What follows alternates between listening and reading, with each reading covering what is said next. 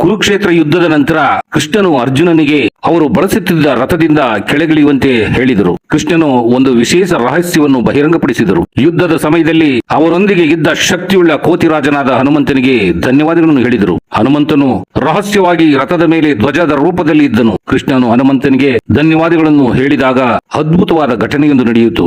ಹನುಮಂತನು ತನ್ನ ನಿಜವಾದ ರೂಪದಲ್ಲಿ ಶಕ್ತಿಯುಳ್ಳ ಕೋತಿರಾಜನಾಗಿ ಕಾಣಿಸಿಕೊಂಡನು. ಅವರು ಕೃಷ್ಣನಿಗೆ ವಿನಮ್ರವಾಗಿ ನಮಿಸಿದರು ಮತ್ತು ನಂತರ ಹಾರಿ ಹೋದರು. ಆದರೆ ಕಥೆಯಲ್ಲಿದೆ ಇನ್ನಷ್ಟು ಕುತೂಹಲ. ಹನುಮಂತನು ಹೋದ ತಕ್ಷಣ ಅನಿರೀಕ್ಷಿತ ಘಟನೆಯೊಂದು ನಡೆಯಿತು. ರಥವು ಭಸ್ಮವಾಗಿ ಹೋಯಿತು. ಅರ್ಜುನನು ಆಘಾತಗೊಂಡನು ಮತ್ತು ಗೊಂದಲಗೊಂಡನು. ಏನಾದರೂ ನಡೆಯುತ್ತಿದೆ ಎಂಬುದನ್ನು ಅವನು ಅರ್ಥ ಮಾಡಿಕೊಳ್ಳಲು ಸಾಧ್ಯವಾಗಲಿಲ್ಲ.